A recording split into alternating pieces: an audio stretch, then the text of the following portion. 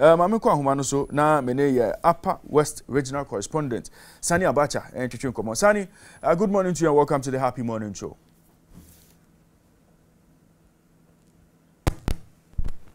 Sani, okay, as Sani Ahumano Enyan. Okay, Sani, can you hear me?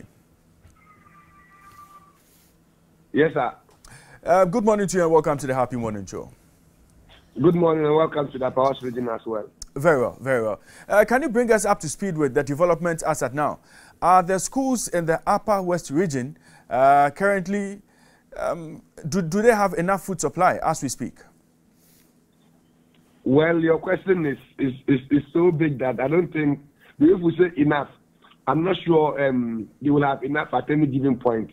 But what I can say is that situation hasn't improved as per our last interview or as per our last report. The foodstuffs are still on their way. In fact, that's the best I can describe, because what I know is that when I spoke to some teachers outside the cameras and then recording platforms, they admitted that they have been giving news that the food is on its way. I think that was yesterday. Okay. Yesterday around 8, 9 thereabout. But as for the food that arrived yesterday, I don't know as of now. Okay. What I know is that as of yesterday, the food items were not in town. To the schools I got in touch with.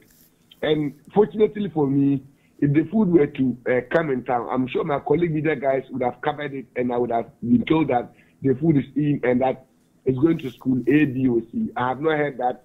I have not seen any reportage of that. And like I said, those schools I have been to, the food items were not in as of yesterday.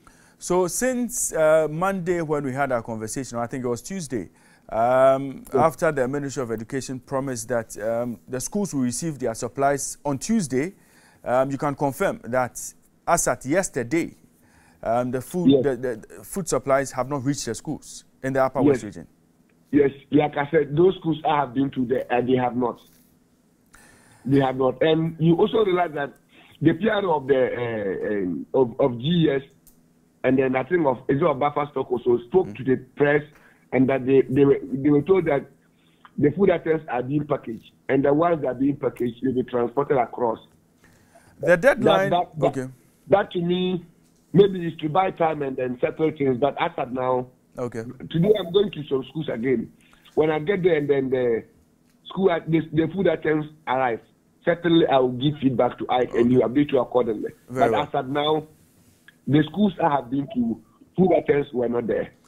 Now, the deadline Charles gave was July 15 for the supplies to arrive. Now, in the event where the food supplies don't come in before tomorrow, will the head teachers go ahead and close down the schools?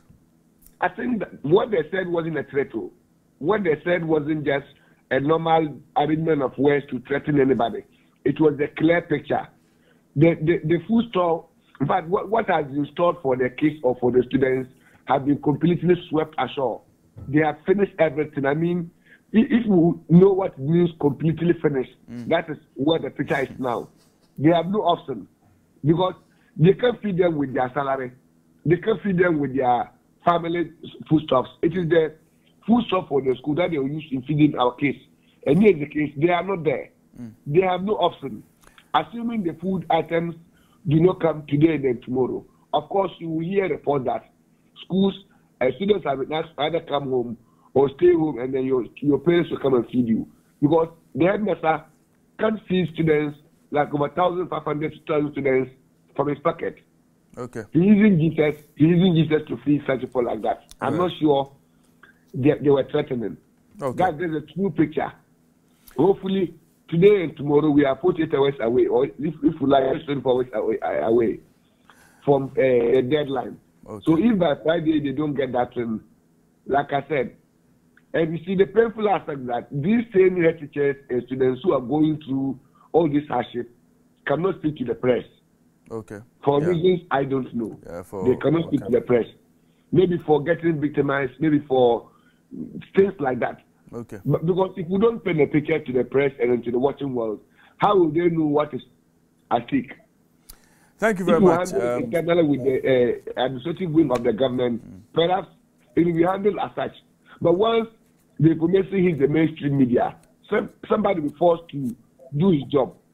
Okay. And in this case, they are not willing to stick to the press.